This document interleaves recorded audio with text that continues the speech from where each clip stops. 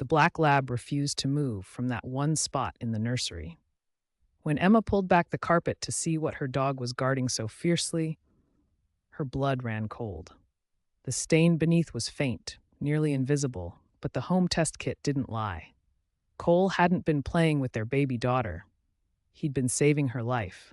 What they discovered beneath that innocent-looking nursery floor was so shocking it would haunt Emma for the rest of her days. Before watching, don't forget to like, share, and subscribe so you never miss another heart-gripping story like this one. Emma and David Chen had brought Cole home 3 weeks before their daughter Lily was born. The 8-week-old Labrador puppy was supposed to grow up alongside their child, a companion and protector. David's father had always kept labs, and the tradition felt right, felt safe. Cole was gentle from the start, his dark eyes watching everything with unusual intensity for such a young dog. When Lily arrived, pink and perfect and impossibly small, Emma's world narrowed to feeding schedules and diaper changes. The new house still smelled of fresh paint. They'd moved in just 2 months before Lily's birth, desperate for more space, for a yard, for the dream of suburban family life. The nursery had been Emma's project. She'd chosen every detail: the soft gray walls, the white furniture, the plush cream-colored carpet that felt like clouds beneath bare feet. "He's doing it again," David said one afternoon, standing in the nursery doorway. His voice carried that edge of exhaustion that had become their default tone. Emma looked up from where she was changing Lily on the dresser. Cole lay in his usual spot, right in the center of the room, about 3 feet from the crib. His massive paws were stretched out. His nose pointed toward the exact same section of carpet he'd claimed since the day they'd brought Lily home from the hospital. "Maybe he just likes that spot," Emma murmured, though even she could hear the uncertainty in her voice. "It's weird, Em. He won't move. I tried putting his bed by the window, near the door, anywhere else. He always comes back to that exact spot." Emma lifted Lily, breathing in that intoxicating baby smell. "He's protective. Labs are like that." David's jaw tightened. "It's not protective, it's obsessive." They'd been having variations of this argument for 2 weeks. Emma was too tired to engage. Sleep deprivation had carved hollows beneath her eyes, made her hands tremble when she poured coffee. Lily was a terrible sleeper, waking every 90 minutes, and Emma had begun to feel like she was drowning in her own exhaustion. The real issue started when Lily began having tummy time. At 3 months old, she was supposed to spend periods on her stomach, building neck strength, learning to lift her head. Emma would lay her on the soft carpet, surround her with toys, and settle nearby to watch. Cole would immediately position himself nose to nose with Lily. The baby would squeal with delight, reaching for his soft ears, and Cole would lie perfectly still, his dark eyes never leaving her face. It was adorable. Emma took dozens of photos. But then came the afternoon that changed everything. Lily had gotten stronger. She'd started to army crawl, dragging herself forward with determination. Emma watched with pride as her daughter inched across the carpet, reaching for a stuffed giraffe. Cole moved instantly. He shifted his body, gently but firmly blocking Lily's path. The baby tried to go around him. Cole adjusted, always keeping himself between Lily and the rest of the room, always steering her back toward that one specific area. "David," Emma called, her voice sharp with confusion. He appeared within seconds, and together they watched as their dog repeatedly, methodically prevented their daughter from crawling away from a 3-foot radius around his chosen spot. "That's not normal," David said quietly. "Maybe he's just being careful, keeping her in one place." "Emma, look at him." Cole's entire body was tense. His ears were forward, his attention absolute. This wasn't playful. This was purposeful. "I'm calling the vet," David said. "For what? He's not sick, he's acting strange. What if something's wrong with him? What if he snaps?" The words hung between them like poison. Emma felt her chest tighten. He would never hurt her. "You don't know that. He's a dog, Emma. An animal. Maybe we should keep him out of the nursery until we figure this out." That night, they tried. They closed the nursery door during Lily's tummy time. Cole sat outside and howled, a sound so mournful and desperate that the neighbors texted asking if everything was okay. When they opened the door, he bolted inside and immediately lay down on his spot, his whole body shaking. This is insane, David muttered, running his hands through his hair. There's something wrong with him. Emma knelt beside Cole, running her fingers through his thick fur. Or there's something he's trying to tell us. Dogs don't work like that, don't they? The tension between them had been building for weeks, fed by sleepless nights and the stress of new parenthood. This felt like it might break them. It was Emma's mother who suggested it during a video call. Maybe there's something about that spot. Animals can sense things we can't. Earthquakes, storms, illness. That's superstition, David said, but his voice lacked conviction. That evening, after Lily was asleep, Emma stood in the nursery doorway. Cole was on his spot, as always. The carpet looked perfect, cream and plush and expensive. They'd had it installed just before Lily was born, covering the old hardwood floors that had been scratched and stained. "What are you protecting her from?" Emma whispered. Cole's tail thumped once against the carpet. Something cold slid down Emma's spine. She walked to the spot and knelt beside Cole. He watched her, his dark eyes intense. She pressed her hands against the carpet. It felt normal, soft, clean. But when she lowered her face close to the fibers, she caught it. The faintest chemical smell, sharp and sweet and wrong. "David," she called, her voice steady despite the fear crawling up her throat. "Come here." "What now?" "Smell this." He knelt beside her, his expression skeptical, but when he breathed in, his face changed. "What is that?" "I don't know, but Cole does." They looked at each other, and Emma saw her own fear reflected in her husband's eyes.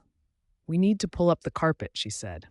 "Emma, that's crazy. We just had it installed." "Then we'll pay to have it reinstalled, but I need to see what's under there." David opened his mouth to argue, then closed it. He disappeared and returned with a utility knife. Together, they peeled back the carpet, Cole watching every movement until the subfloor was exposed. The stain was faint, barely visible in the overhead light. Brown and irregular, it had seeped into the wood grain, creating a dark shadow roughly 2 feet across, exactly where Cole always lay. Emma's hands started shaking. "What is that?" David touched it carefully, then lifted his fingers to his nose. His face went pale. "I don't know, but we're not taking chances." He was already on his phone, searching. "There are home test kits for chemicals, toxins. We can get one tomorrow." "Tomorrow?" Emma's voice cracked. "David, Lily's been lying on this spot for months, breathing whatever this is. The carpet's been covering it. Maybe it's fine, maybe it's nothing. But they both knew it wasn't nothing. You didn't guard nothing with that kind of desperate intensity." Emma barely slept that night. She kept going into the nursery, staring at that stain, watching Cole maintain his vigil. By morning, David had already left to buy a home test kit from the hardware store. The test took 15 minutes. They followed the instructions carefully, swabbing the stain, adding the solution, waiting as the indicator strip changed color. When it turned dark green, Emma's knees buckled. "What does green mean?" she whispered. David's hands shook as he read the guide. "Ethylene glycol, antifreeze." The room tilted. Emma grabbed the crib for support. "How much?" "It doesn't measure quantity, just presence." "But Emma, antifreeze is toxic, I know." Her voice sounded distant, like it belonged to someone else. "It's toxic. The fumes. Oh God, the fumes." She was moving before she finished speaking, running to Lily's room, scooping her sleeping daughter from the crib. Lily woke with a startled cry, but Emma just held her tighter, her mind racing through every symptom she'd noticed. The slight rash on Lily's cheek, the way she'd been fussier than usual. The pediatrician had said it was normal, just baby things. But what if? "We're going to the emergency room," David said, his voice hard and controlled in that way that meant he was barely holding himself together. Now. The hospital was a blur of fluorescent lights and antiseptic smells. Emma clutched Lily while David explained to the triage nurse, his words tumbling over each other. Antifreeze. Subfloor. Months of exposure. They were taken back immediately. The emergency room doctor was young, with kind eyes that grew increasingly serious as David showed her photos of the stain, the test results. She ordered blood work, a full panel, and Emma sat in the plastic chair holding Lily while strangers drew her baby's blood. And all she could think was, "I should have known. I should have listened to the dog." The wait was agony. 2 hours that felt like days. Emma couldn't speak. David paced, his phone in his hands, searching for information about antifreeze exposure, symptoms, long-term effects. Cole had stayed home, and Emma felt his absence like a missing limb. When the doctor returned, her expression was carefully neutral. The blood work shows minimal exposure, some elevated markers that we'll want to monitor, but nothing indicating acute poisoning. Emma's breath left her in a rush. She's okay?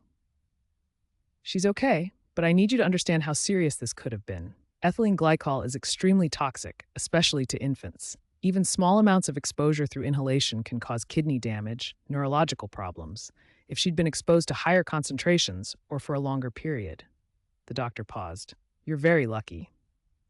It was our dog, Emma heard herself say. He wouldn't let her near the spot. He covered it with his body. The doctor's eyebrows rose. Animals can detect chemical compounds we can't smell. Dogs especially. Their olfactory system is exponentially more sensitive than ours. She looked at the test results again. If your dog was physically blocking the source, limiting your daughter's direct exposure, he may very well have prevented serious harm. Emma pressed her face against Lily's soft hair and sobbed. They called poison control from the hospital. Then the health department. An inspector came to the house that evening while Emma stayed with her mother, refusing to bring Lily back until she knew it was safe. The inspector was thorough. He tested the stain, the air quality, the ventilation. When he finished, he sat with David at the kitchen table, his expression grave. The previous owners had a vehicle hobby, he said. Restored classic cars in the garage. There must have been a spill that seeped through the floor into the room above, your nursery. He showed David the readings. The carpet was trapping most of the off-gassing, but there was still release. Not enough to trigger immediate symptoms, but chronic low-level exposure? That could have caused serious developmental issues over time.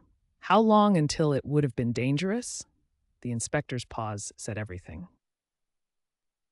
You caught it early. Another few months of daily exposure? Hard to say, but the outcome could have been very different. David's voice was hollow. If it hadn't been for our dog, if it hadn't been for your dog, the inspector agreed, you might not have discovered it until symptoms became severe. Animals, especially dogs, they know. They can sense danger in ways we've lost. The subfloor had to be sealed, the carpet disposed of as hazardous waste, the room aired out and tested again.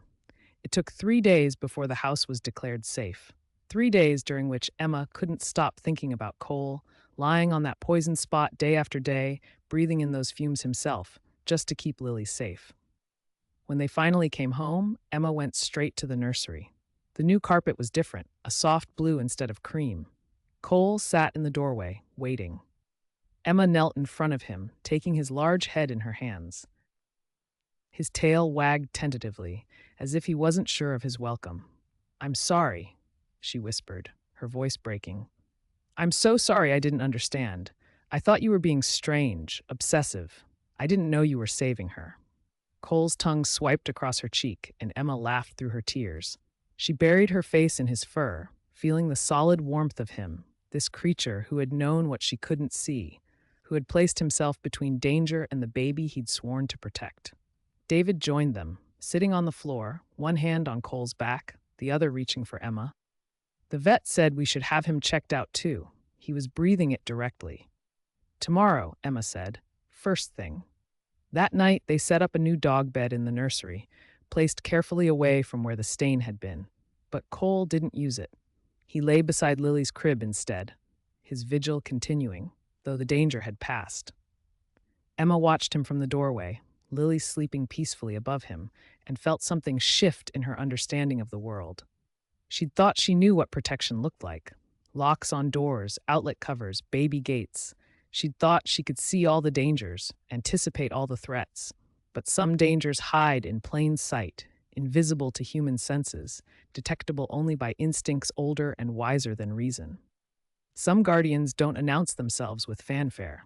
They simply lie down in the path of harm and refuse to move. The inspector had been right. If it hadn't been for Cole, they might not have discovered the contamination until Lily showed symptoms, until damage had been done, until it was too late. Emma had almost sent him away, had almost removed the only thing standing between her daughter and poison. Sometimes salvation doesn't look like we expect. Sometimes it looks like stubbornness, like strange behavior, like a dog who won't leave one spot on a carpet. Sometimes the line between tragedy and miracle is guarded not by human vigilance, but by animal instinct, by a creature who understands danger in ways we've forgotten. They'd been given a gift, Emma realized.